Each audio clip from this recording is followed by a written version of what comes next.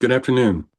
I'm Dave Anderson, and I serve as chair of the Master's Level Psychology Licensed Clinical Psychotherapy Advisory Committee of the Kansas Behavioral Sciences Regulatory Board.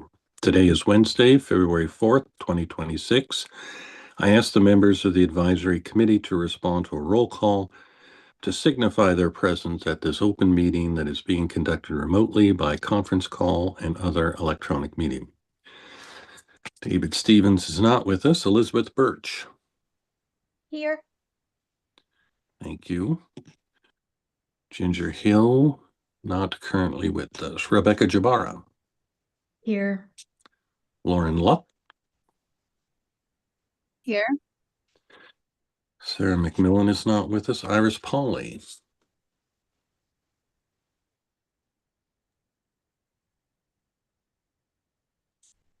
Okay.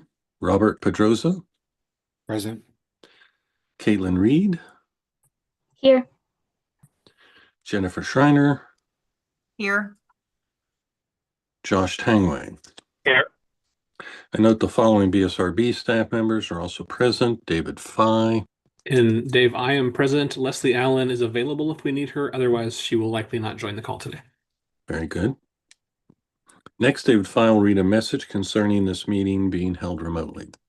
Thank you, Dave. This is David Fye, Executive Director for the Kansas Behavioral Sciences Regulatory Board. Public comment allows the public to address the advisory committee about any concerns, but the Kansas Open Meeting Act, or KOMA, does not require the advisory committee to provide public comment or answer questions from individuals. Individuals requesting to provide public comment could contact the Executive Director prior to the meeting by sending an email to david.fye@ks.gov. There will be no time for public comment as no individuals requested time for public comment. Public access to this meeting is being conducted by a medium of interactive communication that allows members of the public without cost to attend the meeting through the use of the conference call and on the board's YouTube channel. The meeting is conducted remotely, so the requirements of the KOMA are not suspended. Therefore, we will be conducting this meeting pursuant to the KOMA. On January 15th, 2026, we sent notice of the advisory committee meeting to all individuals who had requested notice of such meetings. The notice was also posted on the board's website, ksbsrb.ks.gov. You may obtain a copy of the notice at that website. An agenda and other media material have been posted on the board's website on the day of the meeting, and they are available for review. You may also request a copy of the agenda by sending an email to david.fye@ks.gov with the subject line request for the agenda, and it will be sent to you. The notice contains information for the conference call and the YouTube channel that allows the public to attend the meeting free of charge. The notice also states that if we have any technical issues during the meeting, you may call the board office at 785-296-3240 or send an email to bsrb@ks.gov. A recording of the meeting will be available on the BSRB YouTube channel following the conclusion of the meeting by using the link to the meeting on the agenda. And the conference call line is live. I did check it before we got started. There's no one currently on the line, but if I hear someone connect to the line and introduce themselves, I will let you know. And Dave, also, while we were reading through the introductory material, Iris Pauley was able to log in, so she is now present as well. Thank you, Dave. The meeting is now called to order, and the advisory committee will begin its discussion of the first item on its agenda. So our first item is any modifications to the agenda.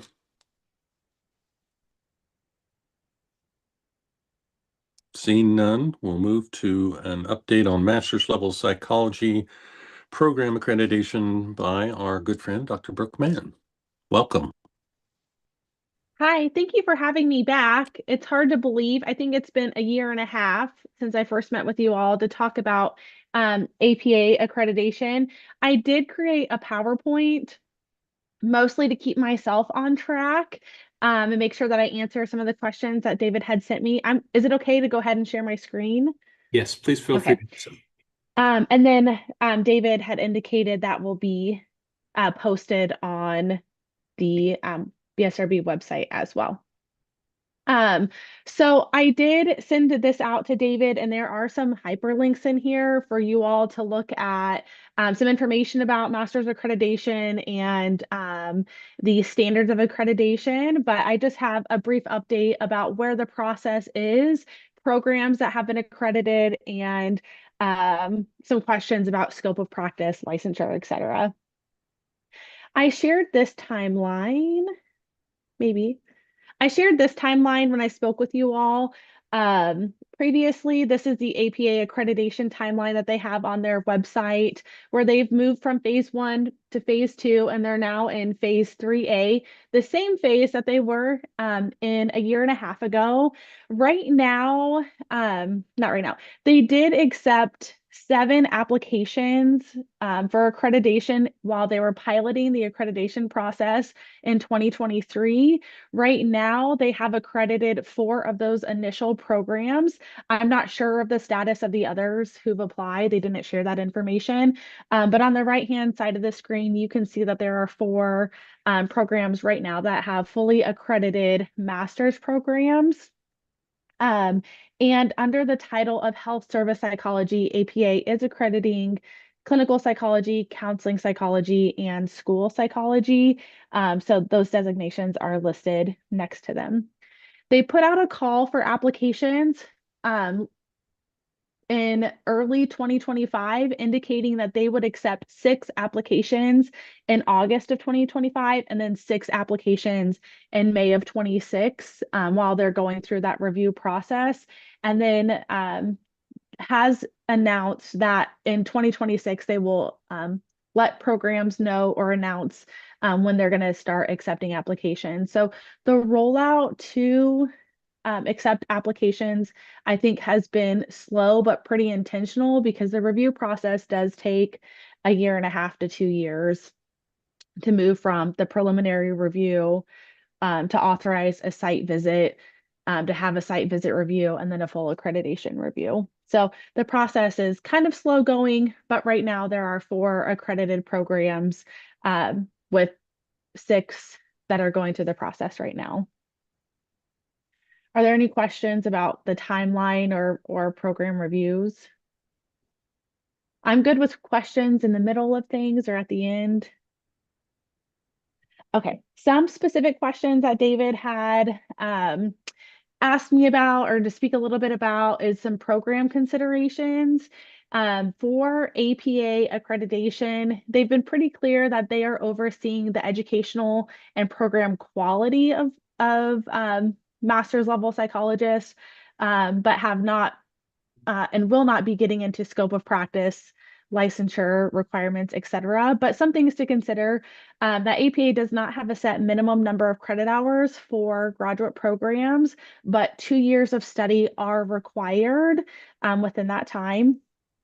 APA also does not have a minimum number of practicum and internship hours that are required, as long as programs can indicate how and why their students meet the appropriate entry-level training practices. Programs are allowed to be fully online. APA refers to this as distance education, and there are some parameters for programs to be fully online. Some things like they do have to ensure that they provide regular and substantive faculty and supervisor to student interaction. So they do have to indicate through the accreditation process and their reporting procedures that they have substantive interactions between students and then appropriate faculty and supervisors. There's some other things as part of distance education that have to be required as well.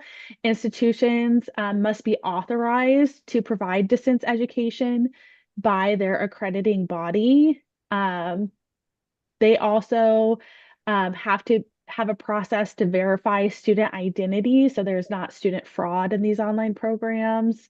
Let's see.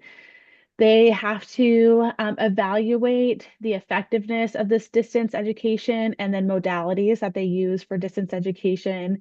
They have to make sure that they have the appropriate technology and technology support for this as well. And they must also demonstrate that their faculty and supervisors have the appropriate training and expertise to provide distance education.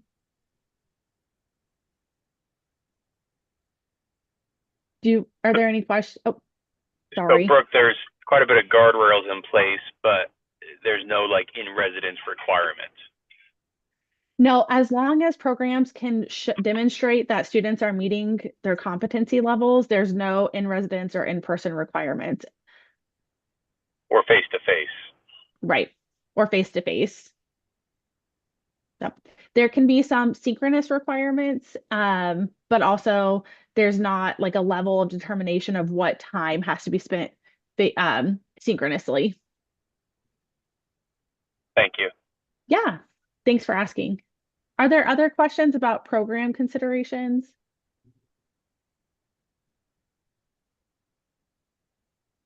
Okay. I think one big question that always comes up is title of practitioner, scope of practice, and license. The APA Commission on Accreditation has said that they are overseeing the educational quality and they will not dictate scope of practice, licensure level, etc. However, APA does have a professional affairs task force, and they have indicated that they're working closely with the um, Association of State and Provincial Psychology Boards to have some recommendations as to possible titles of practitioners, scope of practice, and model licensure information. The ASPPB in February of 2025 did put out a number of documents that are intended to be some recommendations for language that's used, regulatory and statutory language, and then also a licensed practitioner pathway process.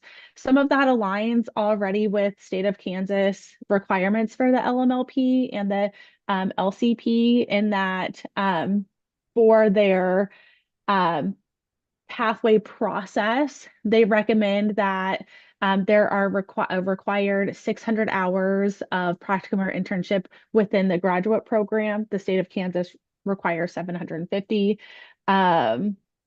They do recommend that post-graduation professionals receive 4,000 supervised hours before independent practice. So there is some alignment in what is already required by the state of Kansas. But again, these are intended to be recommendations. And from my understanding, mostly recommendations for states that do not have a master's level licensure or do not have that regulatory or statutory language. I did not realize I was going to provide such a brief update. And I know I kind of went through this a little quickly. Like I said, there's lots of links posted in here for you guys to look at on your own time. But if you have any questions, I'm definitely happy to answer them now or through email. And I have a couple questions, and then any Yeah. members of the advisory committee definitely feel free to provide some questions as well. So I understand that there is sort of a division or maybe a task force within APA that's working on maybe like a Model Practice Act.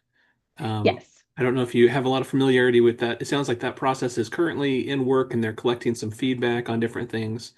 And maybe some of that would also speak to what the Practice Act would talk about in terms of master's level practitioner scope or at least qualifications for a master's level. Can you talk about that at all? I should be more up to date on that. Right now, what I know is that Model Act does only relate to doctoral level practice, but they are collecting information to update it for master's level, and they are taking some notes and recommendations for that title or the proposed title of practice, scope of practice, etc. Okay. I did not include that information, but I certainly can find that and send it to you. Okay. Well, I just been hearing some information about that, so I thought I'd ask about that. One of the reasons why scope of practice sometimes comes up for us is because, as you're aware, there's a limited number of states that authorize master's level psychology practice, and the terminology is different. The scope of practice between states is different. So it's challenging to find uniformity, and so a lot of our professions when it comes to licensing have essentially said in the educational requirements for licensure, if you receive your education from a program that is accredited by the national accrediting body, we can move you through the licensing process fairly quickly. But if you attended a program that is not accredited, we want to still be able to analyze your education as it relates to an equivalent education to see if you can qualify for licensure that way. And I think there's been some discussion at times about should we recognize APA accreditation of master's level programs. One of the challenges that we've been trying to work through is that when you talk about accreditation for other professions, there's a widely recognized uniformity in terms of what that practitioner can do, or what you would even call that level of practitioner. And so without a consensus on scope of practice and other things like that, it's hard to evaluate what accreditation of a master's level program fully means as it relates to licensure. Right, absolutely. And I can understand the difficulty in trying to understand all of the different state requirements, scope of practice, titles, etc. What I can say is going through the process to review our program and how it aligns with APA accreditation and our years of making sure that we align with the BSRB requirements. I think that, and I didn't go over the profession-wide competencies and discipline-specific knowledge areas today. I did last time, but I would be happy to include that information. But I do think that the educational requirements for the LMLP and the LCP align very closely with those profession-wide competencies and discipline-specific knowledge areas of APA. Okay, that's really helpful because I think, in some of the states that allow master's level psychology practice, they may not allow independent level master's level psychology practice. So if you're looking at those states, if you're looking at what a scope of practice would be, it may be saying, well, we would look at this, but we would always understand those individuals would be under supervision for maybe their entire career. Whereas in Kansas, we have the two different permanent levels of license. And so I think that's kind of been one of the challenges is, having tiers in some states in only one level in other states, and in some states not allowing independent practice. And so we appreciate you sharing the information, helping us kind of work through this. And it's nice to see that some states have, or some of those programs have already made it through the accreditation process, and there's more that are going through that. And it's really helpful to hear that some of the programs don't have an in-person component, because that is one thing specifically we've talked about. So. Right. I think there's a lot of things to consider. And I think certainly the world is moving more to be more to recognize online education and online services. And I think that that's kind of recognized in these APA requirements too, or lack of face-to-face requirements too. But I'm happy to answer any questions, or if there's more specific information that you guys would like, I'm happy to provide that. Or if you want more specific information about the alignment of the BSRB requirements for education and APA educational requirements, I'm happy to provide some documents or to come up with some things to show that alignment, whatever would be helpful for you all to understand it a little bit better. But right now, as far as I understand, they're still exploring what that scope of practice and title would look like. Thank Dr. you for Min, oh, yes. quick question. Are you aware of any programs in the state of Kansas that are looking to attain that APA? I am not aware of any that are seeking accreditation right now. So I can't speak to that. I can say at Fort Hays, we're always looking to make sure that we are in alignment with appropriate accrediting and licensing bodies, and that's something we are looking to ensure program quality and quality assurance. But as of right now, I'm not aware of any that are actively going through the accreditation process. Have you had an opportunity to look at the programs that have been accredited and kind of compare them to your own to see how close those match up? I have looked a little bit at them, mostly because I'm nosy and I wanted to see what kind of things that they're doing. So I have looked at them. I always look at things kind of through like the licensing lens, because at the end of the day, when at Fort Hays, when we advise our students, we need to make sure that they're competent and they're prepared and they're license eligible. So I have looked at the things that they're doing. It seems to align and overlap with some of the things that we're doing within our program too, in terms of the types of classes and the types of training. Very good. Thank you. Yeah. Other questions from the committee?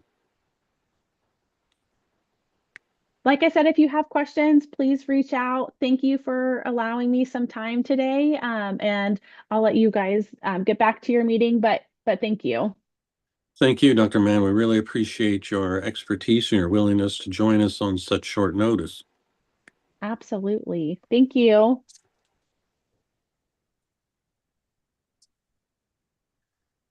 All right, that takes us to approval of the minutes from the advisory committee meeting on December 3rd. Has everybody had an opportunity to review those?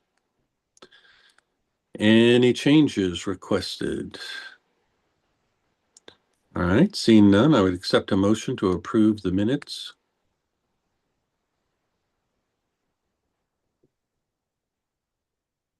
Moved. So moved. Okay, second? Second. Thank you. We have a motion and a second. Any further discussion?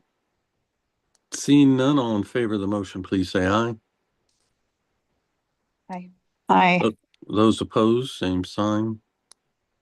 Motion carries. Thank you. Dave, that takes us to the executive director's report. Right. Thank you, Dave. Each one of these meetings, I try to provide some general operations updates for the BSRB, some legislative updates, and then keep you informed of actions from most recent board meetings. I will go ahead and start with some of the legislative items because we are fully into the legislative session right now, and there's a number of bills that we are tracking and some other items. So first, during each legislative session, which generally lasts about 90 days, the BSRB has two main responsibilities. First, as a state agency, we submit a budget with revised estimates for expenditures. We do that and submit that to the legislature by October 1st every year, usually earlier around September 15th. And then that is reviewed by, in general, the division of the budget under the governor's office. And then in historical years, what was happening was the governor would come out with a governor's budget recommendation the first week of the session, usually the morning after the State of the State address, and then the House and Senate would work from there, making changes in House budget committees and Senate subcommittees.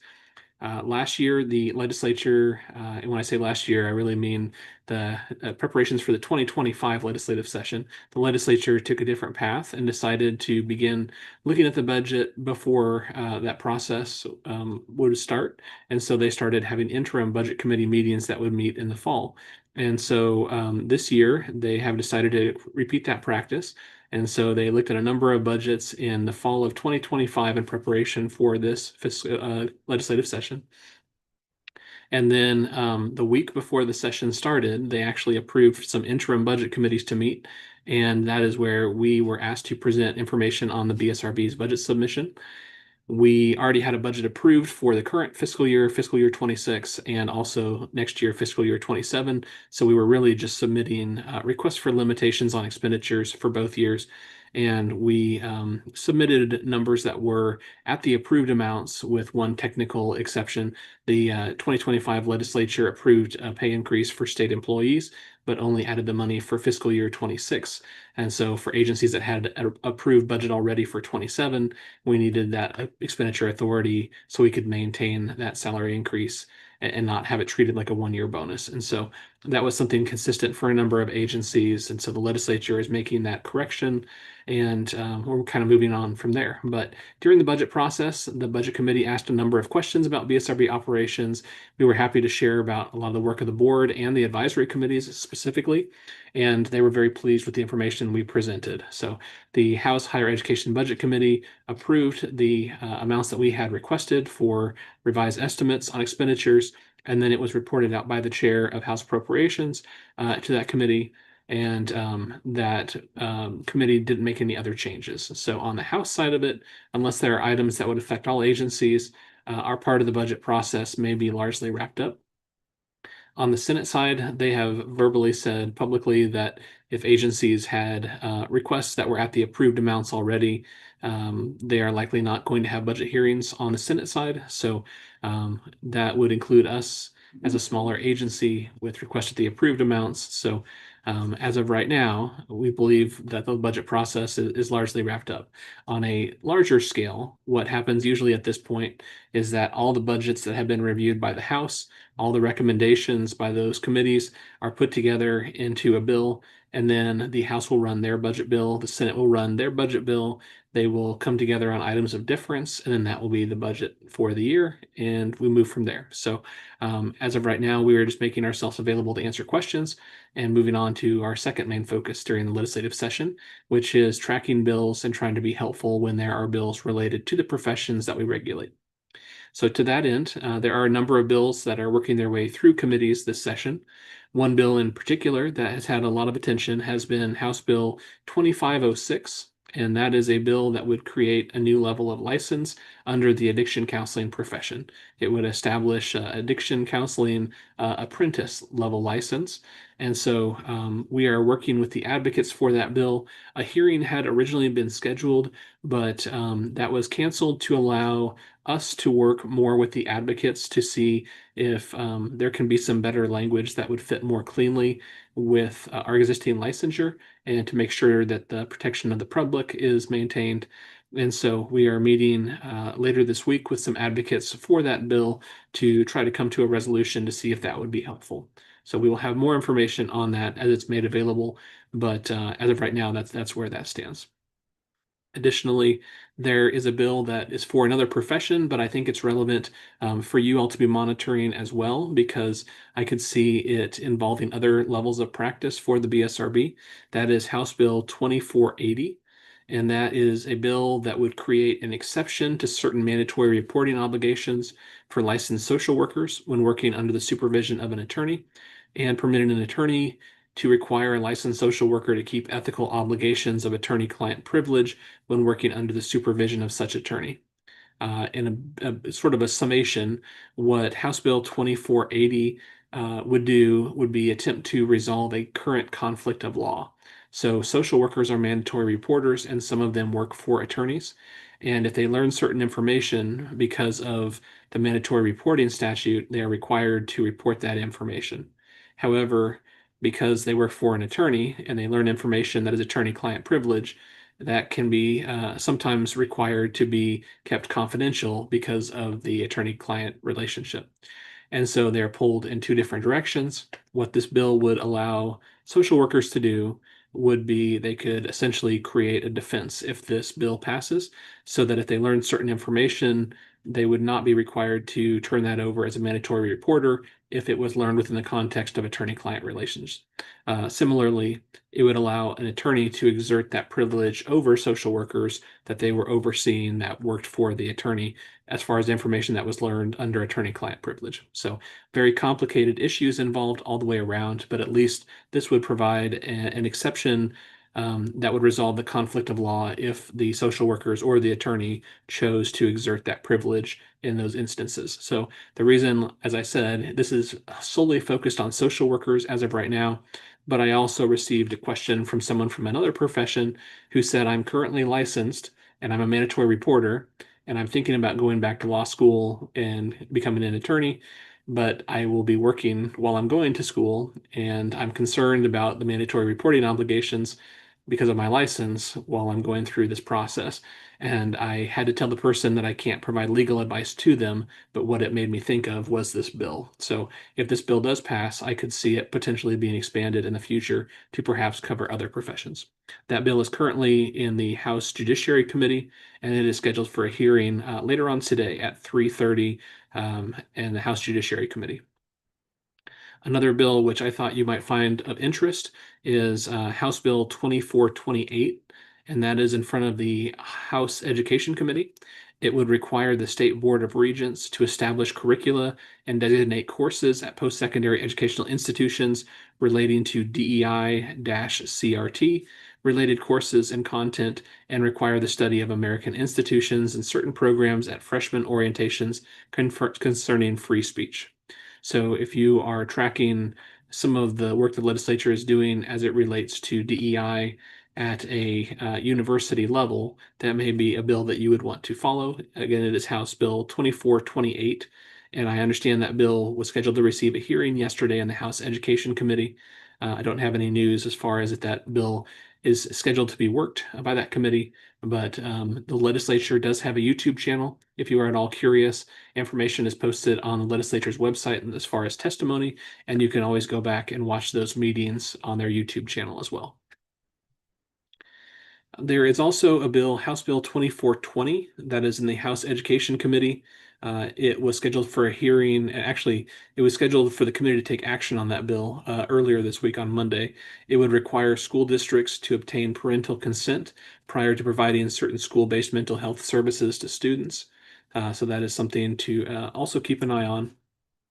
And then there's one other bill. There's lots of legislation moving right now, but I understand, we have a limited amount of time, so I'll just highlight one more bill, and happy to answer any questions at the end of my report too, if there's other legislation that you're curious about. House Bill 2352. It was a bill that would require a duly ordained minister of religion to report certain abuse and neglect, except when reporting would violate the penitential communication privilege and require training. The bill was originally scheduled for a hearing on Monday, January 26th. That hearing was moved to January 28th, and then the hearing was canceled. I haven't heard that that bill was scheduled for another hearing, but I found it to be kind of interesting, so wanted to bring it to your attention as well. In terms of whether the BSRB will be introducing legislation this year, there were a number of different items the board had been talking about for the last year. And in the fall, the board was considering introducing a bill, but given the speed of the legislative session and some other factors that we are still working on with some of those items, it was a decision of the board not to go forward with a bill this year. So the board will likely not have a bill before the legislature this year, but we are going to monitor the bills that I talked about. And if there's other bills that are introduced that would have a significant impact on the professions, we will try to give the board an opportunity to provide input. And if they're interested in doing so, or direct me to provide testimony in favor or against or neutral on a bill. Turning now to some updates from the most recent board meetings. The board last had a full meeting on January 12th. And you may recall at some of the most recent advisory committee meetings, we've been going through a lot of the different regulations for the professions and asking the advisory committees if they have any recommended changes. I also had my assistant director, Leslie Allen, go through and look for any updates or recommended changes that she would propose to the advisory committee. So at the last board meeting, the board was asked to consider several changes to regulations from your advisory committee that you had recommended be forwarded to the board. And I wanted to report back to you that all of the items that you had recommended to the board for changes the board did decide to go ahead and agree with those recommended changes and move those forward. So those will be moving forward through the review process by the Department of Administration, the Attorney General's office, and then ultimately they'll be opened up for public comment. But just in case you were tracking those numbers, that was KAR 102-4-4A, 4B, 5A, 6A, 6B, 9A, 9B, and 15. And if you go to the agenda for that board meeting on January 12th, you will see all of the recommended changes to regulations from each of the advisory committees. It's a fairly long list, but again, as you may recall, some of those were several changes for the regulations, and some of them might have been one or two words as far as updating and making consistent with changes in law. But we do have a responsibility to provide a report to the Joint Committee on Administrative Rules and Regulations in July of this year. The legislature passed a bill a few years back that put all agencies on a rotation where they would need to provide a report to the lane regulation by regulation, saying if this regulation is necessary for implementation of state law, and if it's not necessary, is it helpful, and how so, and answer certain questions about it. And if there are regulations that are no longer needed, there is basically a responsibility for agencies to take action to repeal those regulations. So this goes a long way towards that process. And so while it was a tedious process, it's really helpful for us to go through these so that we can assure the committee that we're being good stewards of these regulations, that they are up to date, and that they match existing law. So that was one of the major undertakings by the board at that meeting. The board is also continuing to work through the unprofessional conduct regulations, going item by item across all the professions to see if the language can be synced up across the 7 professions regulated by the board. And then the board also discussed a strategic plan for the BSRB. In the fall, it was a decision by the board at the out-of-town meeting to go ahead and start the process to form a multi-year strategic plan for the BSRB. And so the board members were asked to be thinking about items relevant to a SWOT analysis for further discussion at the next board meeting in March. I mentioned the bill that was House Bill 2506 concerning the addiction counseling profession. While it is challenging to have the board meet in between official board meetings, we were able to have a very short board meeting last week to have the board discuss that bill specifically. And the board did express concerns based on the way that bill was drafted. That bill does lack educational qualifications for the new license level. It lacks some training requirements. There's not specific language about individuals meriting the public trust.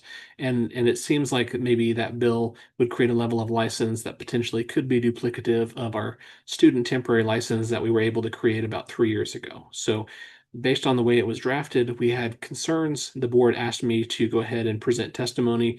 And so we had reached out to the advocates ahead of the hearing. We had talked with the chair of the committee, and we're really happy to hear that the chair of the committee and the advocates are interested in working together to come up with a better solution. And so that's why we're working on this outside of it during this week.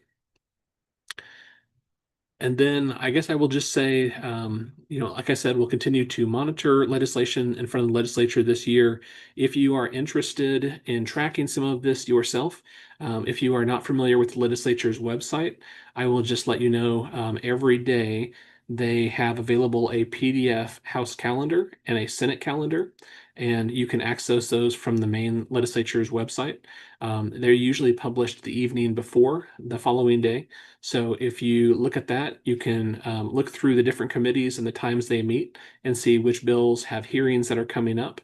And so that's a nice way to track that. And then, like I said, the legislature also has a YouTube channel, which you can use to go back and either watch those meetings live or watch them afterwards. Our YouTube channel for the BSRB was in large part modeled after the legislature's YouTube channel because of its effectiveness. And so I would encourage you to use that as a resource if you're interested in tracking in the legislative activity. So with that, I will go ahead and end my report and see if there's any questions over the items that I talked about. Thank you, Dave. Questions from the committee? All right. Seeing none, we'll move to old business. And Dave, I did want to let you know, I did see Ginger Hill was able to enter the meeting. So she is now in attendance as well. Very good. Continued review and discussion on draft survey report of licensees. Yes, and I can frame this discussion. So you recall last year we put out a survey to all licensees for all 7 professions, and draft reports were made available that included both summary information. We had some graphics for information that were multiple choice, and then we also had some appendices with the full responses for the open-ended answers. And that information was really helpful as a committee. You have walked through a number of these questions specifically. And so you've had a chance to review the summary information. You've had a chance to review the full responses. At this point, we are in the end stages of moving those draft reports to full reports. The final version of the report will have a table of contents towards the front, which will be separated out by each of the individual questions that are on the survey and the page numbers. We also are putting together a executive summary because some of those reports are fairly lengthy. The committee that met yesterday, I believe their report was about 277 pages in total. So we understand that's intimidating, but what we have been able to do for one profession so far, and we're working on others, is to condense the report down to about a 4 to 5 page summation. So we're trying to put together an executive summary, and those will be included. But once we have those done, we'll be able to publish those as final reports. And then we plan to send out a message to all licensees, thanking them for their responses on the survey. In total, across the professions regulated by the BSRB, we had about 4,000 responses. which was about a 25% or close to it response rate. And for a voluntary survey, we were very happy with that response rate. And so now the question for your advisory committee and for the others is, you've collected this information and we've walked through it together. Now that we are at the end stage of reviewing the information, we want to turn it over to you to say, do you have any thoughts on how we can use this information to drive the work of the advisory committee for the future? Or are there topics that you would like to explore more, having reviewed that feedback from the survey results?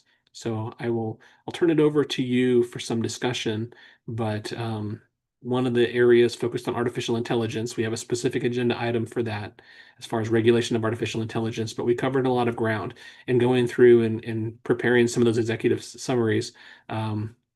We dealt with the topics that deal with where people are practicing, how long people have been practicing, and how many states, interest in, multi-state compacts, issues related to supervision, areas of practice where people needed more instruction, artificial intelligence utilized in services, popularity of telehealth, areas where the BSRB can better protect members of the public. And then there was a catch-all which included lots of different thoughts and responses. Some of the things that we have gleaned from this, from an agency perspective, is there seems to be a desire across the professions for more communication. And so we are working on some areas that we can focus on that. But in terms of the profession-specific responses in those areas that I briefly mentioned, are there things when you were looking through all of that information and over the past meetings, are there things that you have thought about that you would like to use the survey information for a next step? Or how would you like us to move forward now that we have kind of wrapped up our review of all the survey information? So I'll turn it over to you, and please feel free to share your thoughts now that you've had a chance to kind of think about the survey a little bit more. Dave, I know for me, one of the areas was really the percentage of people who responded and were not familiar with the advisory committee.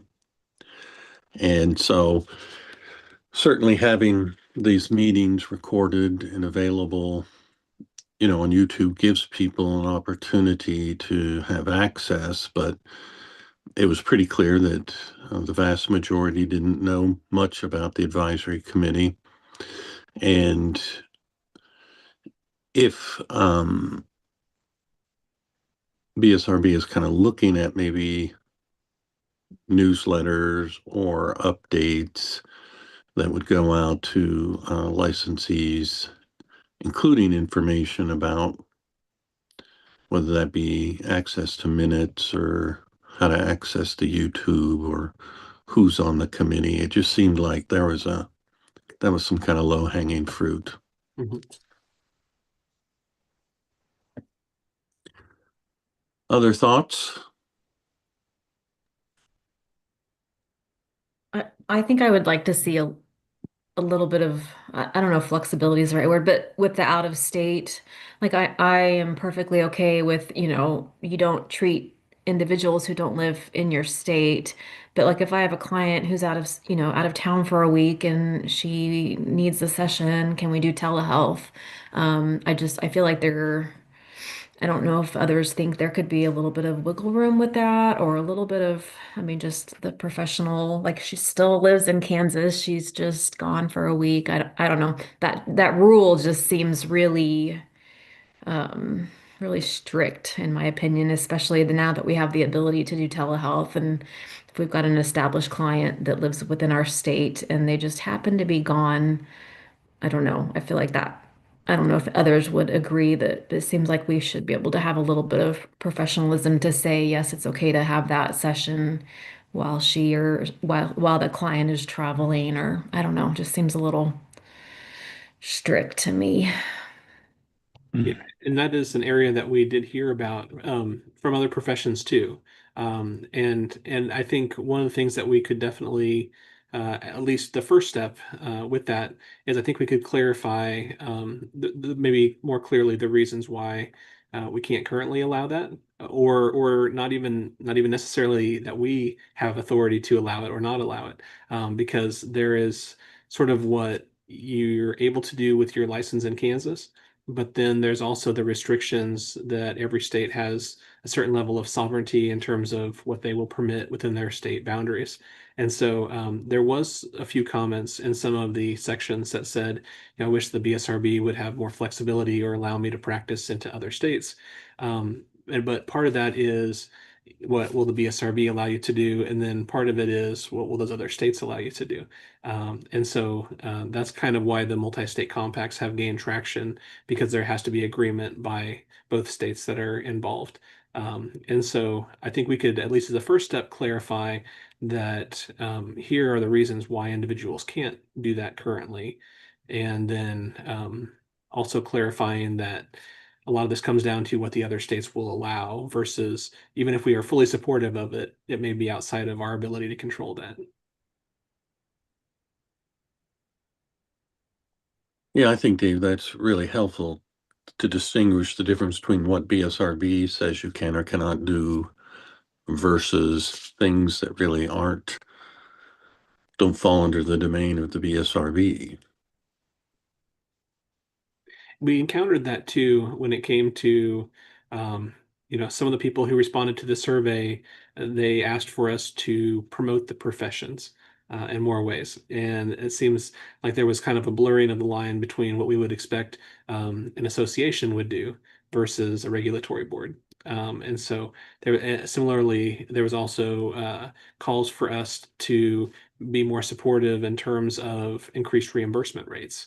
And as a small agency, we're charged to oversee the licensing and investigation of complaints. But when it comes to reimbursements, that is largely with much larger agencies like the Department for Aging and Disability Services or the Department of Health and Environment. And so we really don't have any control over those reimbursement rates. I don't think we have anything opposed to people making more money from the reimbursement rates or that they would go up. And we try to be good partners as far as sharing information to let people to know what our licensees are able to do. But I think that there were some questions where people were asking us to be um, more flexible with things that we don't have specific control over. So I think we could more clearly maybe define what the agency is able to do and then what may fall under other agencies here in Kansas.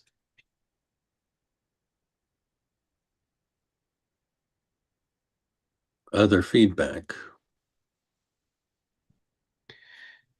One other comment, and feel free to weigh on this specifically, but I mentioned telehealth. So one thing that struck me about the survey results, overwhelmingly, not 100%, but the vast majority of people seem very positive when it comes to telehealth in general. People like the flexibility of being able to provide services. In general, they like the ability to do supervision over telehealth. When it came to telehealth replacing traditional in-person practice, it didn't seem like that had completely made a strong transition. While there were a handful of people that were doing a lot of telehealth, it seemed more like more practitioners were doing the vast majority of it in person still, but they liked the ability for there to be some flexibility. But some other people in the comments said they would really appreciate some further guidance in terms of how to do telehealth more appropriately, or some I think said we would like some additional regulations on how to do things using telehealth.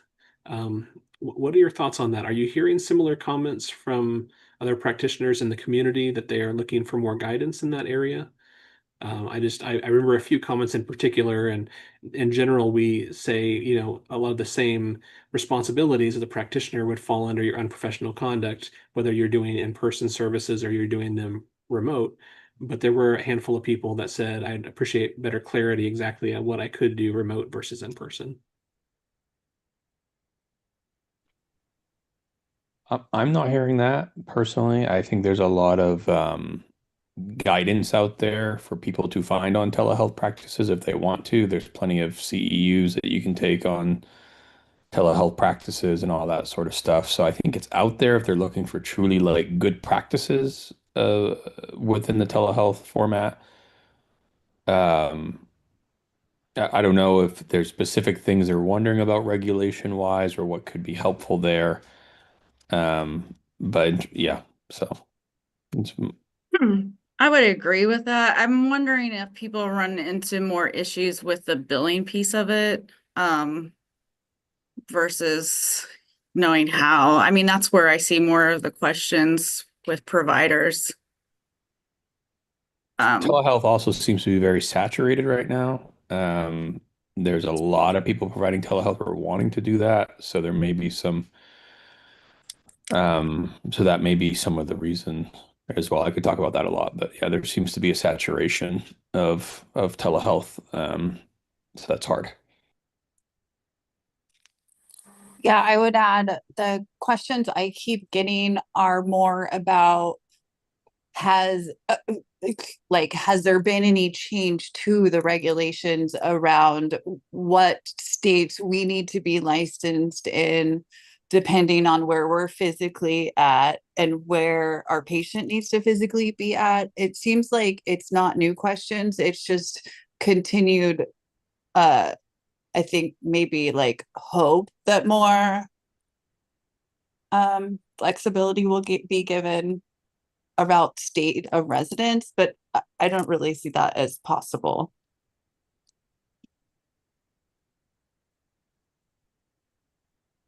Right? It's mostly how can we get to a place where we have a compact that covers us in every state and it won't matter so much where we and our patients are sitting, and knowing the difference between this each state that they might be practicing.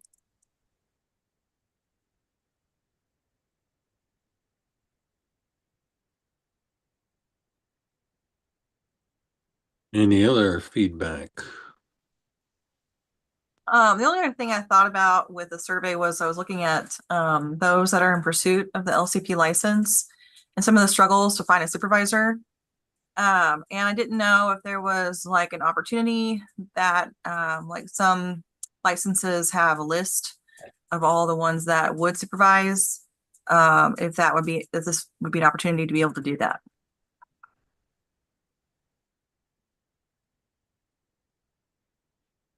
Yeah, I can comment on that just a little bit. For two of the professions, marriage and family therapy and professional counseling, they have an official board-approved supervisor process. And because people have to go through that process to become official board certified supervisors, board-approved supervisors, then we have specific lists of who all are in those categories. And then I think a couple of years ago, Leslie Allen, the assistant director, was able to send a message out to everyone on those lists to say, are you currently looking for additional supervisees? So that if people requested that information for those two professions, we could say, here is the entire list. So you can see the list of everyone who's eligible to provide supervision. And then further, here are some individuals who have reported back that they are still actively looking for more supervisees. The other professions, we don't have as clear standards as that. We've talked about starting to build a list of individuals and possibly adding a question on the license renewal to start to build who is providing supervision and perhaps even who is actively looking for supervisees or would be feel comfortable on a list, that kind of thing. But we don't really have that built yet for the other professions outside of marriage and family therapy and professional counseling.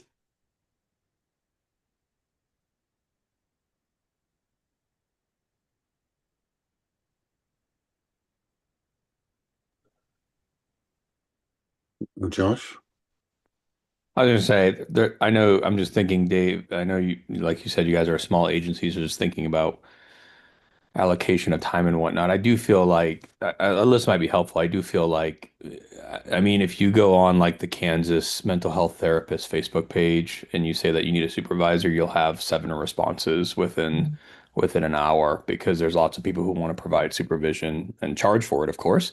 But there, I feel like it's a pretty, there's lots of opportunity there. It's hard to find at least in my experience, it's hard to find an in-person supervisor. But plenty of people are willing to do it virtually. I Well, also maybe. sorry, David. I also like that some licenses have, like, you have to have training to be able to say that you're a supervisor. I think the marriage and family therapist, like, you either do like a couple days or like like 15 hours. I'm not saying go to that extreme. I like that there is consistency, that you have to at least show that you have gone through the efforts to take the time to go through supervision training, because that's really important. And if people really want to be a good supervisor, in my opinion, I think that they take that time and effort to go through that training.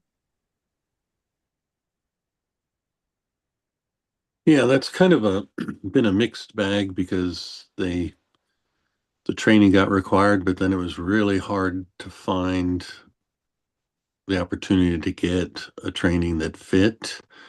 And one of the groups that originally did it then wasn't doing it. And so I know, you know, there's certainly no arguing with your point that just because a person says they're willing to do it doesn't mean that they have the training and knowledge and experience and being able to provide it.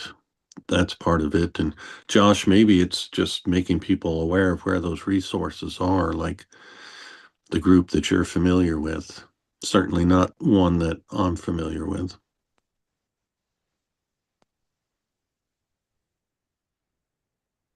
So I will add breaking news as it relates to the survey results too. Um, you know, we work with some of the national associations, like the Association of State and Provincial Psychology Boards. Dr. Mann mentioned that group. That is the group that develops the licensing examination and provides other services for states and regulatory boards. As we have been in this meeting today, I just received an email, and ASPPB is exploring interest from states in another area, and they are looking at possibly developing a master's level psychology licensing examination. I know over the last few years there have been talks about the EPPP and the EPPP2, and whether those should be separate required tests. Ultimately, there's a decision now that the task force working on making that one integrated test, but there is still kind of a question of, well, this is the examination that is not only used for PhD level licensed psychologists, this is also being used for states that license master's level psychologists.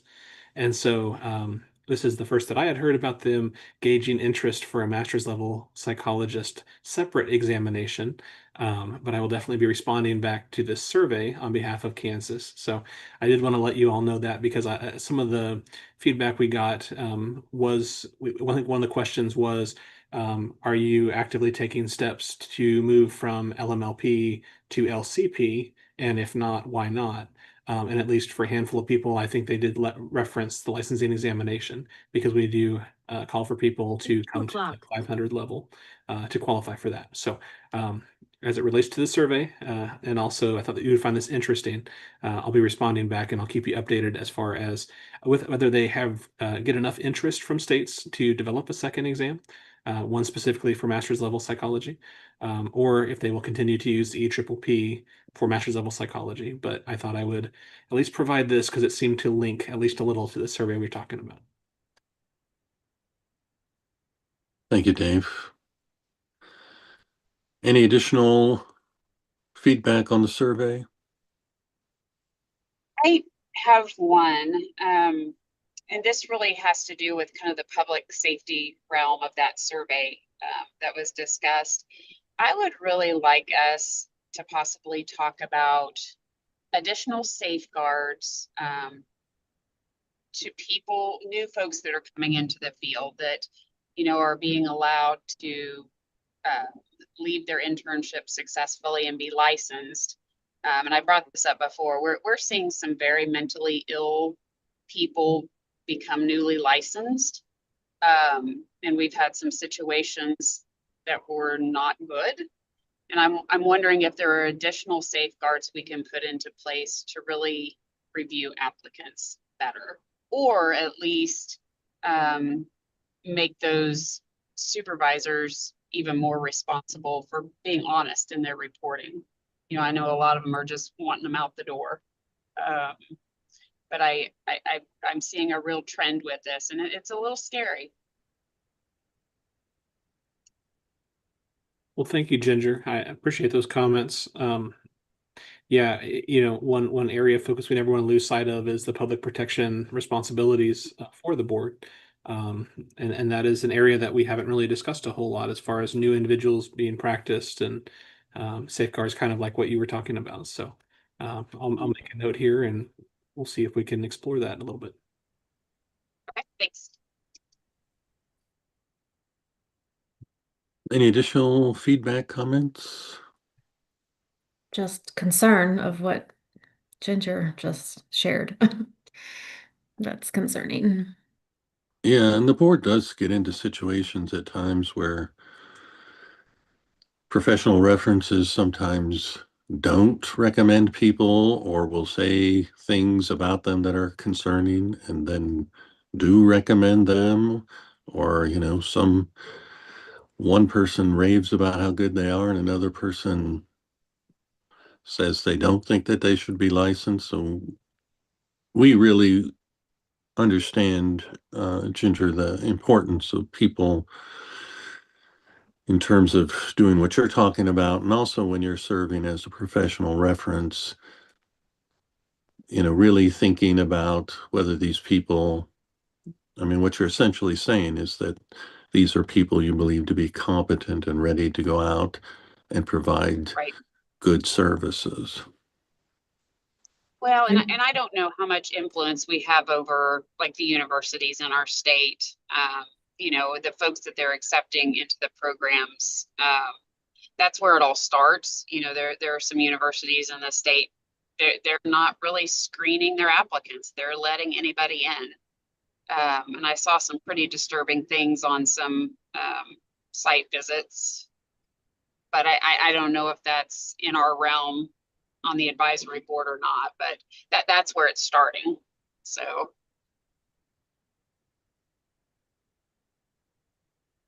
I know in my grad program, a couple students that were maybe not the best fit, and they ended up not completing the program, but it was a matter of the professors and advisors sitting down with that student and just having a very straightforward, candid conversation about the profession and kind of redirecting them to something else. But yeah, once they become licensed, I'm not sure then what, or if there isn't a team of people at the university that can have that conversation, because it's a difficult thing to have to tell somebody or talk about.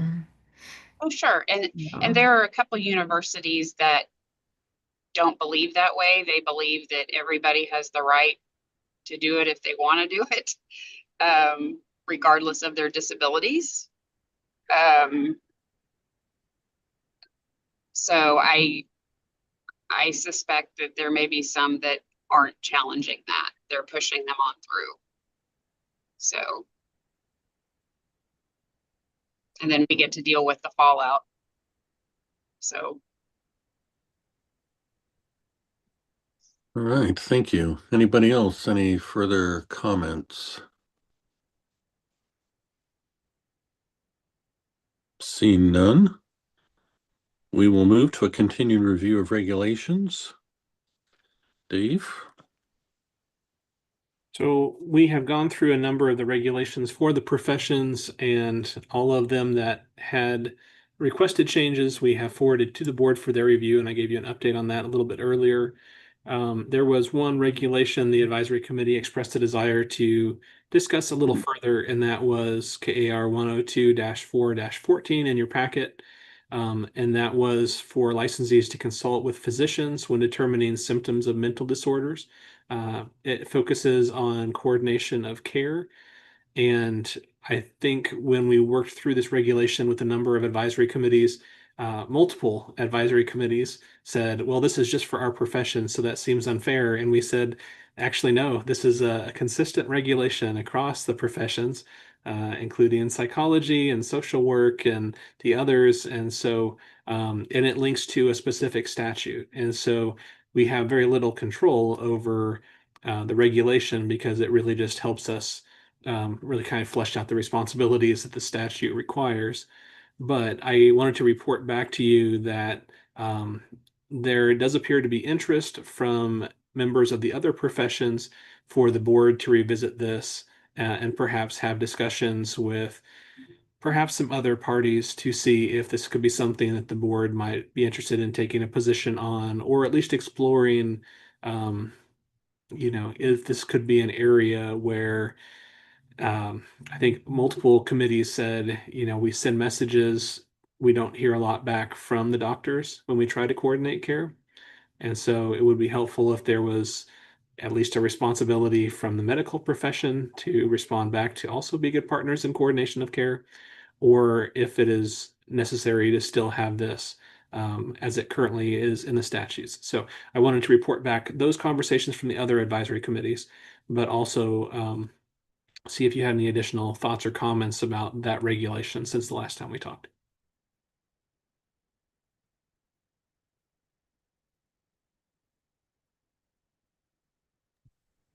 Thank you, Dave. Any feedback? I'm glad I'm not surprised that we weren't the only ones that said something about it.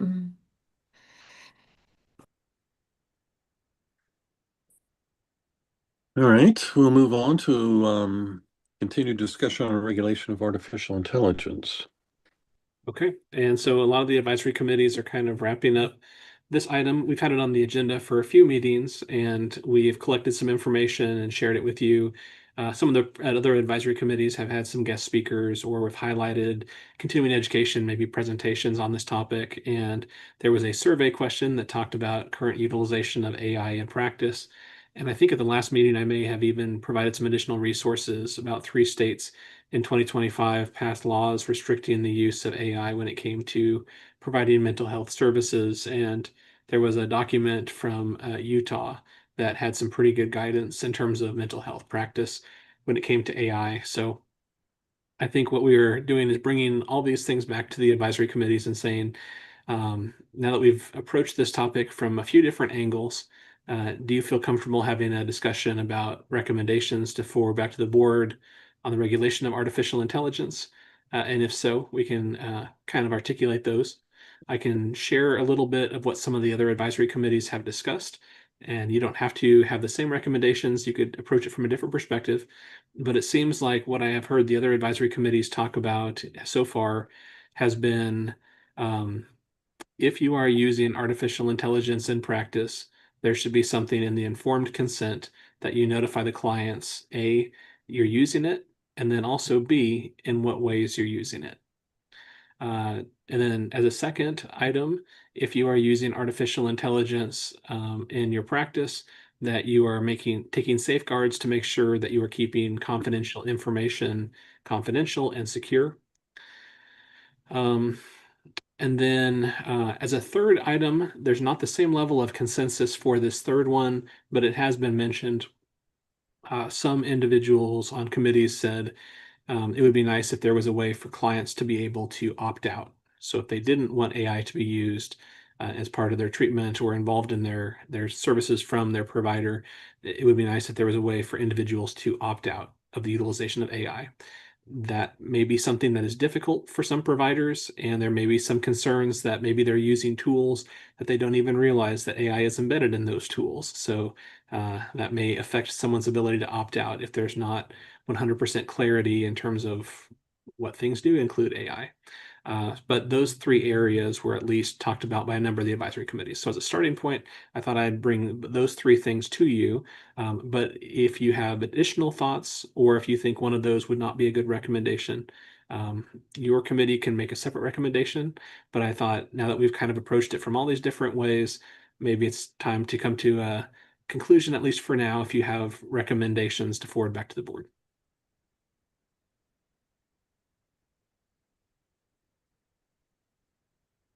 Comments? I concur with the informed consent. I think it's highly advisable that that needs to be part of that. And we do have options. And even though it may be embedded in an agency, a person should have the autonomy to say, I don't want my information embedded in that, because they may feel like it can't ever be completely confidential.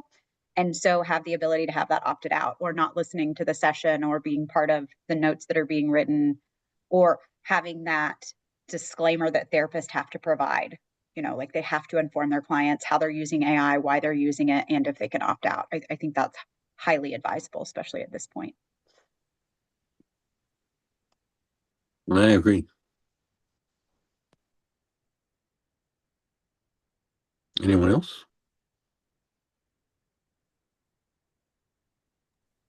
No, I agree. We should have informed consent. I wonder out loud if if we all have a universal definition that continues to move with each day about what AI is.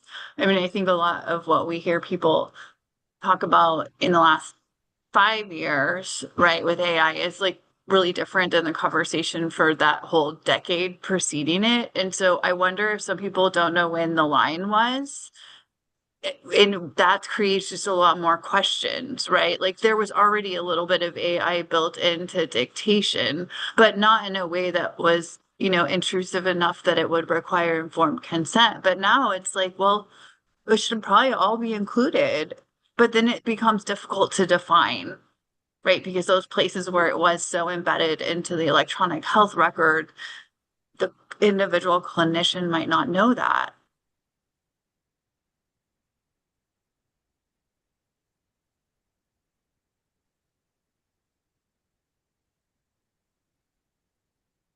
I do agree. It seems like a reasonable thing to ask the clinician to understand and be able to provide said informed consent. I mean, I think that will fall back to each of us in our clinical practice.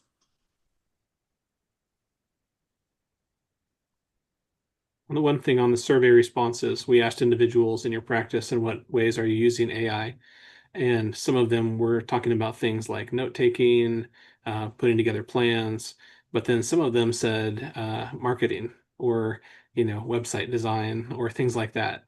And so there may be uses of AI that don't involve direct client care, and that's why it's important. Some of the committees were saying it's important to be able to articulate in what ways you're using it, because there may be some things that don't involve patient care at all, but the practitioner could still be using AI. So you wouldn't want to have a general statement that we're not using AI, because you may be using it for purposes that are totally unrelated, and no one would be concerned about those. So. Yeah, I think it's also, to Lauren's point, important that people understand the tools they're using and to what degree AI is a part of that. Because they may say, I don't use AI, just go to this site and do this work, not knowing that the site or the app is very much an AI-powered kind of platform. I think about accountability. I think about we have these tools, but I mean, with informed consent, that is very much appropriate, but also accountability on the clinician's part to make sure that whatever is put into the client's chart or documentation is really on the clinician. And I think about, just making sure that they understand these things are on them. It's not the system. We're not going to go after the system. We're going to go, talk to the clinician about it. Like they're the ones that are putting that stuff in or making sure it's appropriate. So that's what I think about with AI and accountability.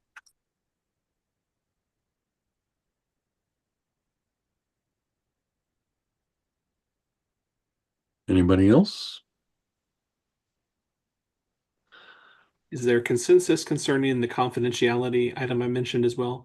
I didn't hear a lot of direct comments about it, but I would assume that is something that there should be responsibility by practitioners to keep the confidential information confidential when you're using AI to kind of know where that information is going. So, okay, I see a lot of head nods. Just wanted to make sure I'll forward that recommendation as well. Thank you, Dave. The next item has to do with continued discussion on an alternative pathway to licensure. And given your news about the possible work that ASPPB is doing on a master's level exam, since that seemed to be the main reason people were talking about a different pathway, if they are going to come out with a master's level specific test, maybe we wait and see if that's going to happen, and if that then kind of resolves the issue of people who are having issues with the EPPP. Yeah, What one other thing I could add here too, there have been some states that have been reluctant to license master's level practitioners, but their legislature is really driving things from a workforce perspective. So I would think by the time that we meet next in April, I might have some additional news as far as how other states are approaching maybe making this a newly licensed profession in those states, and that could be helpful in this conversation too. I would definitely like to keep talking about that. I'm still definitely want to advocate for those practitioners who, and again, I'm not trying to put some label on the timeline, but just throwing a number, if they're been in the field for 15 years practicing as an LMLP or 20 years plus, it just seems. And then, I mean, I got my LCP when I was 27 or something. It just seems odd that I would be supervising someone like that. So that's one thing. The other thing, if we can just bookmark it, because I don't think I've said it yet, and I think it's important to talk about, for those practitioners, temporary licensed practitioners who fail, I think right now it's if you fail the EPPP, I don't know how many times, 3 or 4 times. I think I don't know if you know this off the top of your head, David, but I think the rule is like you have to redo your internship, um, which to me seems very punitive. And so I just would like to look at that as well. It's kind of a pathway to licensure thing. It seems like there should be something, but if we're gonna make TLMLPs retake an internship, we might as well just tell them to not get licensed ever because I don't know who can go back and do a 750-hour clock internship and not, potentially not make money for a semester or two. Well, and it's not that internship that's going to help them pass the test. Right. That's why it just seems They're not. punitive. It's like it's like last place you would learn. Maybe, maybe there is some kind of additional education we can ask them to take, but yes. Maybe that's focused on passing the test. Yes, because I know one practitioner right now who's great. And I think we run into this a lot with the EPPP, right? For whatever reason, great difficulty with passing the test. And yeah, they're pretty worried that they're going to have to redo their internship. And they're fully practicing out of practice right now in Eastern Kansas. So I agree. I think if that is the rule or statute or whatever, David Fye, I think that's something we really need to look at because it seems archaic to say the least. And not beneficial. Correct. And we're not protecting the public doing that, I don't think. So. Yeah, I am not familiar with a rule like that. I'll reach I out don't to- remember seeing that either. No. Where is I that? have not verified this for myself, so I don't mean to be, but Because I just looked at that not too long ago because I have one on the edge of that as well. But I'll have to look at that. I don't remember seeing that anywhere. maybe the broader question is what happens to those people who just don't ever pass the EPPP? They lose their license. They would lose their license, but I don't think there's anything in there that says that they would have to redo their internship. They would lose that. So what would be maybe the broader question is, and then is it just a dead end at that point? Is there some sort of remedial step? So I think, and this goes back a little ways because we've changed things over the last few years.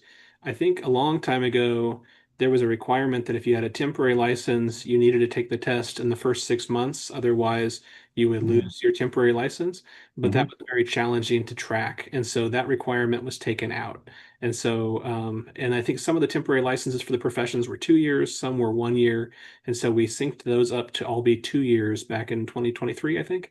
And I think now the requirements are, and these are really ASPPB requirements, that you can take the test, the EPPP, 4 times in 1 calendar year. And I think the reason they don't allow people to take it more than that is so that it has to do with the validity of the test, I think, because there's only so many versions of the examinations. They limit it to 4 times in a calendar year. But with a 2-year temporary license, you could potentially take it 8 times if you time it up right. And then if they can't pass by the end of that, they would need to essentially reapply, and they couldn't get a temporary license anymore. But when they reapplied, it would open up another window of time for them to take the test.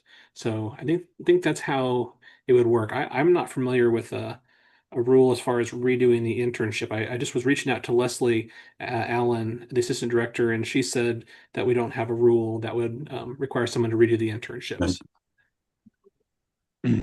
But you're My- saying they could reapply for the temporary license? They could reapply for licensure, so they couldn't get another temporary license, but by reapplying, they would Okay. be able to take the test again. So Oh, the okay. temporary licenses are only a one-time thing. Okay. So if they had a job where they needed the license, they would have some difficulties there, but you're saying they could still apply to take the test again. Correct. Okay. So they could take the test again. So they would be I mean, I know this is kind of an extreme situation, but if they if at the end of the 2 years they hadn't passed the test, they would lose that license, but they could take the test again as an unlicensed temporary person. If they do pass it, then they could get their LMLP. Yes. Mhm. Mm. And so you could retake it as long as you are willing to continue to reapply for licensure. So some states have a cutoff and essentially would say you're only allowed to take the licensing examination this many times, and then after that, some states really have a hard stop and just say, you wouldn't be able to take it anymore after that. I personally don't agree with that, and that's not what we have here in Kansas. And so we allow people to continue to take it. It's just your temporary license has that 2 year length of time, and then after that, your temporary license would expire. And so for you to take the test again, you'd have to reapply. You wouldn't have to provide all the same information because some of it would already still be on record with the board, like your transcripts and things.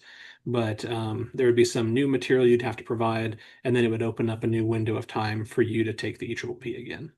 That feels fair. Thank you for clearing that up. I'm sorry I didn't verify that, but I'm glad I brought it up. So thank you.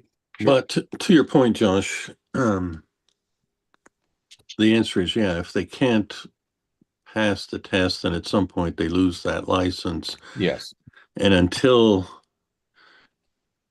they do pass it at that level, then they cannot be licensed. And so there have been people who have, lost their jobs and had to do other things, which sparked a whole conversation about should there be an alternate pathway, a different way to demonstrate, proficiency other than simply passing the EPPP at that particular level for those people who maybe just are bad test takers, but otherwise would be, really good clinicians.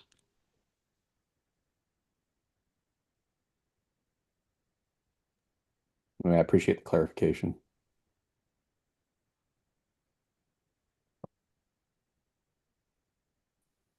And certainly our licensure group isn't the only one dealing with this. The social work exam came out and there was a lot of data about how certain groups kind of across the board struggled with that test and whether or not the test was biased, and they've started to do some work on that examination, right, Dave, to look at that. And I just took it. So yes, I will say they've been doing some work on it, like even changing the number of answer options. So that's not 4 answers anymore, like having less distractors. They're putting a lot of work into that. But I will say, from being someone who's taken both in both settings, I can't say this for every single one, but I saw more people struggle on the social work side trying to complete that exam, and no more people that have taken it more than once than I have seen on the psych side. So I don't know if that has to do with our testing and us understanding testing a little bit better or whatever that is, but people struggle for different reasons. So again, I don't know if it's because of that specific test or because those programs are just so much different.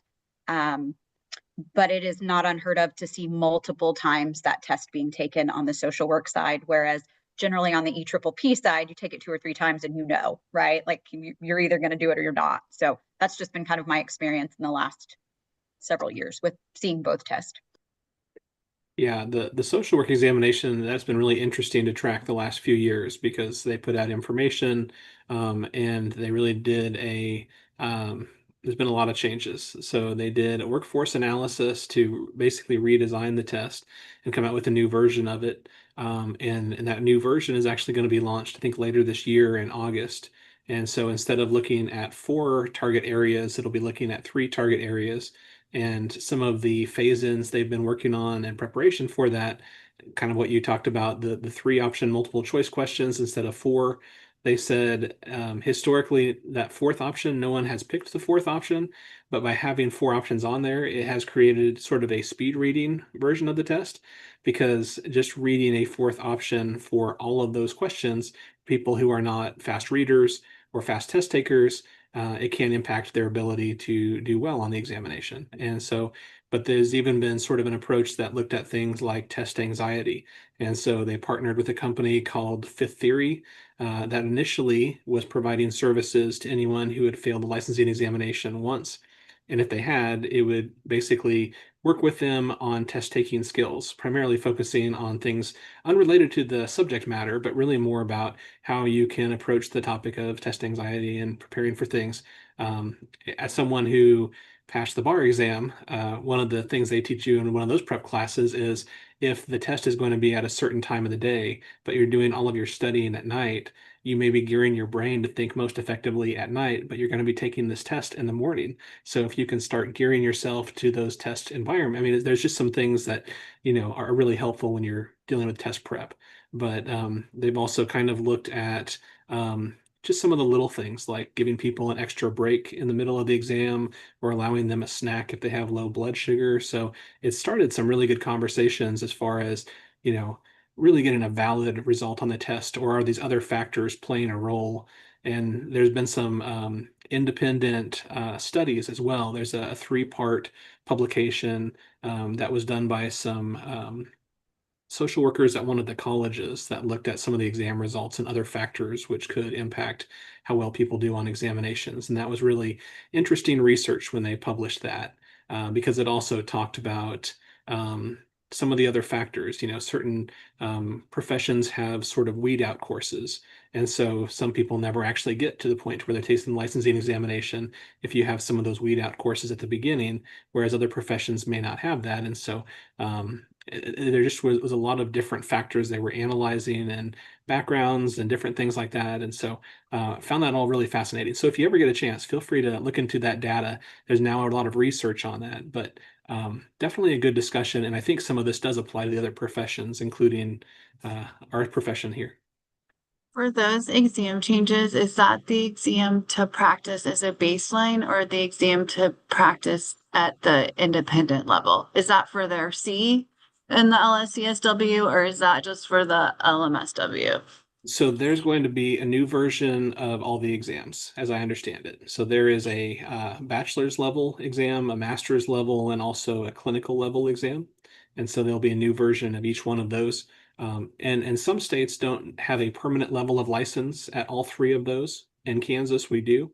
But for the states that have a permanent level, I think one of the things that has been talked about is having a permanent level or a licensure exam at that level, specifically if you're going to have a permanent level where people can stay at that for their entire career. If there's something temporary, some of the jurisdictions have something where you can only stay at that level for a few years. And so there's been more incentive to have a licensure exam at a master's or a clinical level. So Before we move on, I wanted to kind of loop back to what Josh had said originally, because we're really kind of talking about 2 different issues, right? One is those people who have a temporary license and are trying to pass the test to become an LMLP, and then those people who've been LMLPs for a long time.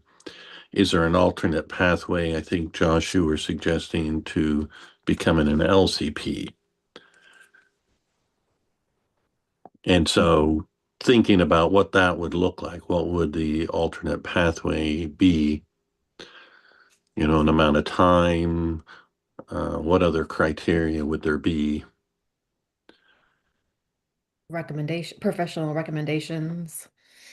Yeah, not just years of, I think we've talked about this and I got to actually write some stuff down, but not just like you've had your LMLP for 15 years or whatever it is, but also like how much have you practiced in that time, like hours actually practicing, because I think that makes a big difference. And then yeah, I think we had brainstormed some other things too, but I think there needs to be guardrails there for sure, not just like a one cutoff type of deal. Um, but it's still a different pathway. Obviously, I think this goes without saying, but no like disciplinary actions within any amount of time, correct? Like or if they are that there's 5 or 10 years out from that, or it's been remediated, I think that that would be important as well. So I as think there someone were with a some. long-standing LMLP, I'm all for this conversation. But I was 1 point away and I could still do all the things I needed to do. So there was no reason to fork over another $300 to take a test and keep the same position. So that's why we just hung out. So, and then I went to another master's. So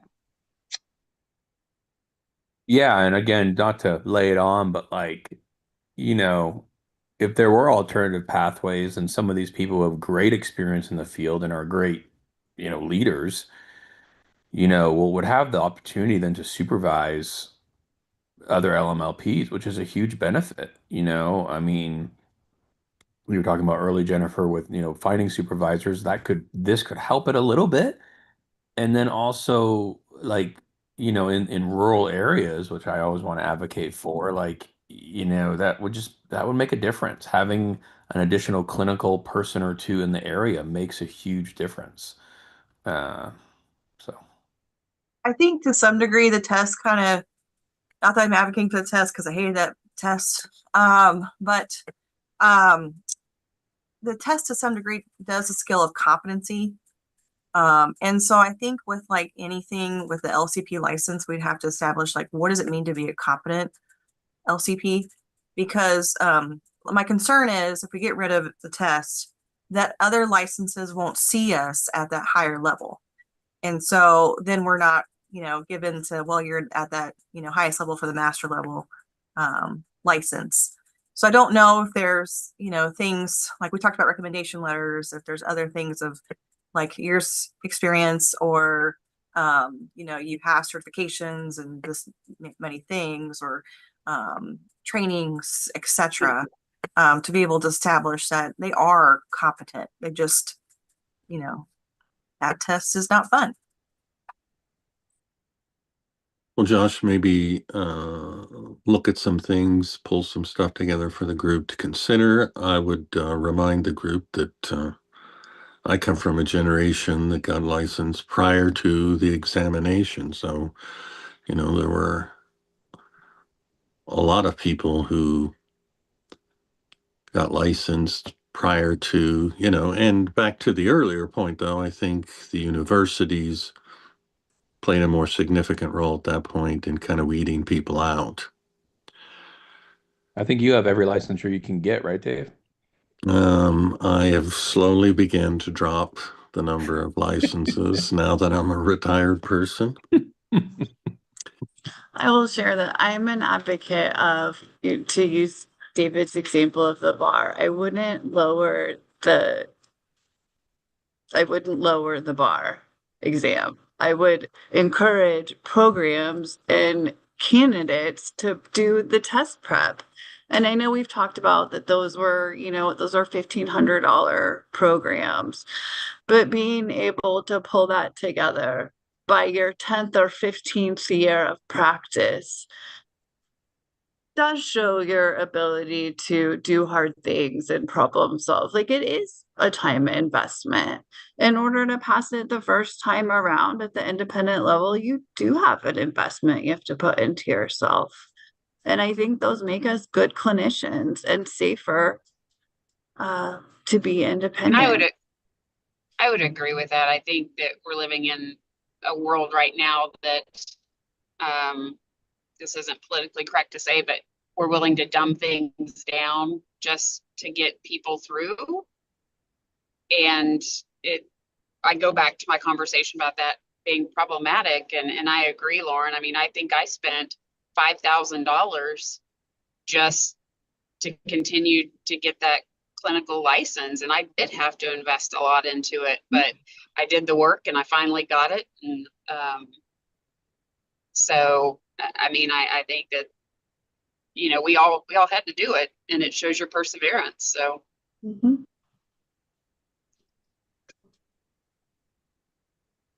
Very good discussion, all. Anybody else? All right. That will take us to new business. And I know, Dave, you wanted to talk about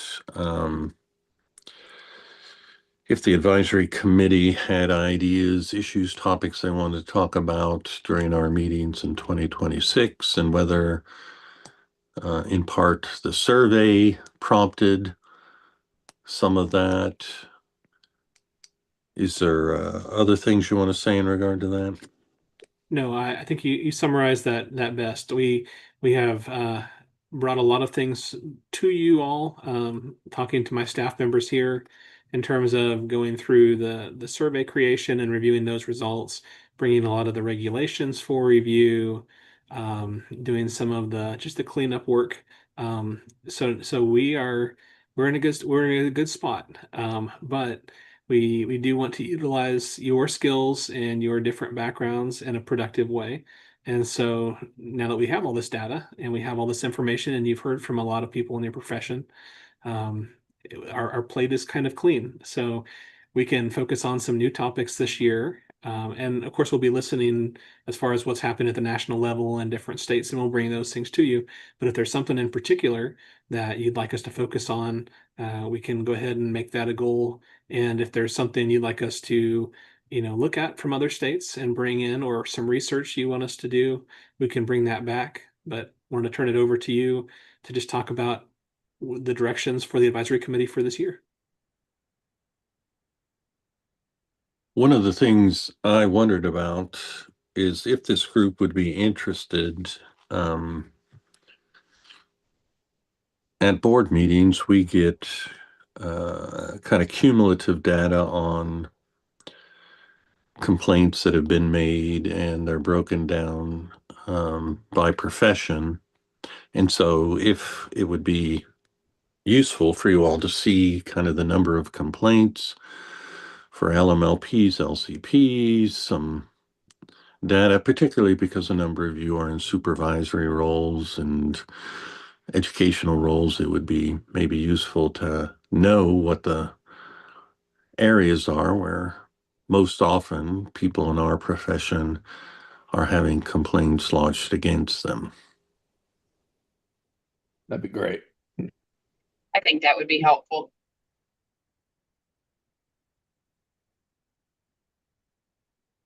And we could, Dave, we could even have one of the investigators come and talk about that process of when a complaint is made and how they follow through on that, and then the complaint review committee process, and give you guys a little more specific information, because I know when we were talking about different pathways, somebody said no complaints made. I think we would definitely want to differentiate between a complaint being made and a complaint being found to be true, because a great number of the complaints that are made are later found not to be, that there's not enough factual information to support those claims. And we certainly don't want to hold those against people. Yeah, no, that's a great point, Dave. And we have a presentation that Leslie and I give to students when they're getting close to becoming licensed. And we kind of talk to them about the application process and how to apply for licensure in a smooth way, what resources we can offer to them as a licensing board. But we also say, as a licensee, you're going to be held to certain standards, as far as unprofessional conduct. And so we want them to understand what to be mindful of in terms of that process. And we talk to them a little bit about the complaint process. And we say, anyone can file a complaint. So that means that you can't control if someone is going to file a complaint against you. And there's a big difference between a complaint versus a violation. What you do have control over is how you respond if you do have a complaint filed against you. And so we talk a little bit about how some people get into a lot more trouble because they don't respond back to the board and take appropriate steps in response to a complaint. But but anyone can file a complaint. So you can't control if it's going to be filed against you. You can only control how you respond to it. And so those things are important. But we could definitely have one of the investigators come and kind of talk through that process because, Dave, you're right. We spend a lot of time talking about licensure, and that is a lot of what we do here. But the investigation and disciplinary side is very important too. And I think that's something we don't talk about a lot. We have an investigation process policy that's published on the website. And so it's out there where people can kind of see how that goes. But yeah, I think it would be a great idea. So I'll talk to our investigators and try to line up some time and then have them come and talk to the advisory committee. Dave, would you ever be willing to record that presentation, you and Leslie, for universities to use, perhaps? Or I think that I'm serious. I think that would be really cool to be able to, because we get lots of questions about licensure and whatnot, and to hear some useful tips and tricks and things from you all would be probably helpful for a lot of faculty, to be honest with you, but would honestly be helpful to share in virtual courses and courses with students as a resource. So Yeah, we're happy to do that. And actually, we love to go on site if that's an opportunity to talk to students in person, because then we can answer yeah. questions live.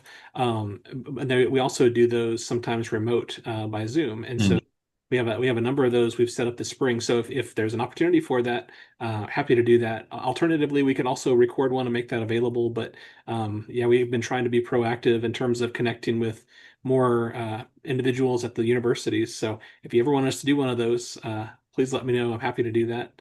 And we'll talk about recording one of those too. We want to make sure that we have updated information. So we'll probably need to do that every so often if we make a recorded version available. That way we don't have some outdated information in that recording. Yeah, I just wouldn't want to tucker you all out with requests. That's all. I think it could benefit a pretty wide amount of people. So that's Sure. really cool. Yeah, we're actually going to talk to some social workers at Washburn on Friday, and then in a couple weeks we'll be at Wichita State and Newman talking to some individuals there at those programs. And I think we've already been in talks with Abila and Mid-American Nazarene, I believe. And so we have a KU. We're going up there, and so we've got a few on the list already, but we're always looking for more opportunities. And that's really kind of a good way for us to address some of the test anxiety type topics too. Because I think some people, when they're trying to become licensed, it just seems hard to understand the time frames for things, and then how to make sure they're not missing a step and make sure that things are moving. And so I think people have found those presentations really helpful. So yeah, we will talk about recording one and making that available. But yeah, anytime we're happy to schedule those, and when we can go on site, we'd like to do that. But if it's a remote thing too, that's fine too. Thank you. I have a question. I'm just curious for data wise. Do you know, like, is there a report that's out there, like, of the licensees? These are the major ethical issues. So I think one thing that's challenging about that is that sometimes when there's a violation, there's a few different items. So, like some states have talked about establishing a grid that if you have a violation involving confidentiality, the range of punishments or remedies is this. And if it's a violation as far as boundaries, the range is this. Unfortunately, sometimes what we have is we have situations to where there is very clearly one thing where maybe they were pulled for audit and it turned out they had not done their CE hours. So that's very clearly this one category. Other times there are a number of them that are all kind of grouped together. So in talking to our investigators, I have asked them what are the most common violations. And I think right now the most common violations we see are things like confidentiality concerns, especially involving things like social media, because individuals are a little more lax. Also, boundary violations concerning dual relationships, and not necessarily sexual, but sometimes where people become a bit more similar to friends than, keeping people as their client. And so we've had some situations to where people have become the landlord for their clients, and they've invited them to live in their basement and things like that. And so I think sometimes those lines have been blurred. So I would say confidentiality, I would say dual relationships. And then the third one is probably, issues involving some of the more technical aspects of licensure, individuals being pulled for audit and they had not done their hours, or individuals that their license expired, they realized that it had expired, but they hadn't renewed it, but they continued to practice. And so a lot of times in those situations, they do a self-report to the board, and the board weighs, the reasonableness, how long has it been that they've been doing this, and making sure that they notify the insurers and things like that. So there are some sort of technical things involved with making sure you're not doing unlicensed practice, but the two most common ones are probably the confidentiality and the dual relationships.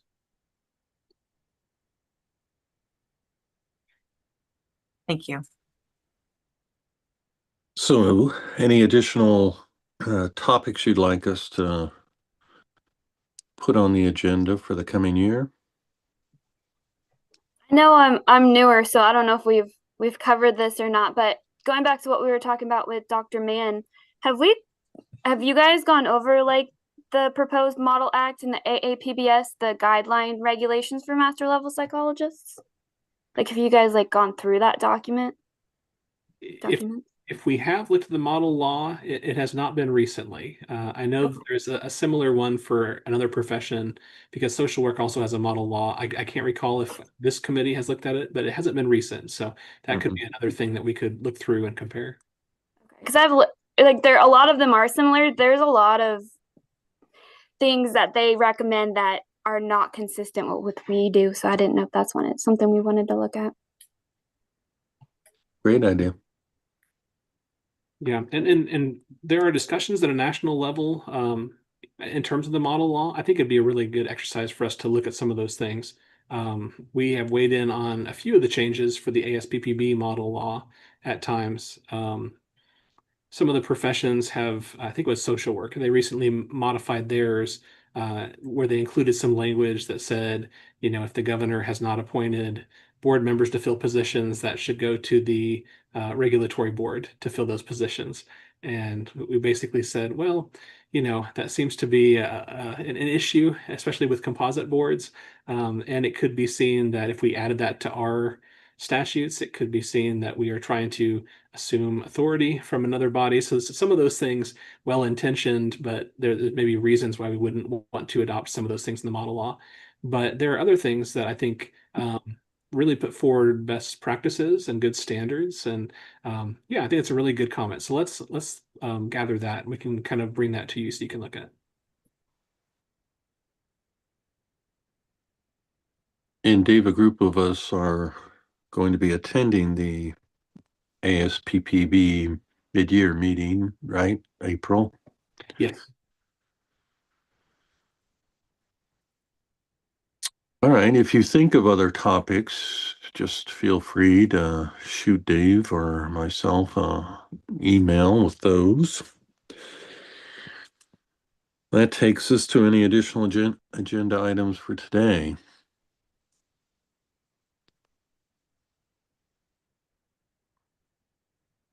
All right, seeing none, we are scheduled next to meet on April 1st at 1 p.m. Thank you all again for your time and your energy and your commitment to this. We really appreciate all your hard work. I would accept a motion to adjourn. Motion to adjourn. Second. Me, all right. All in favor, please say aye. Aye.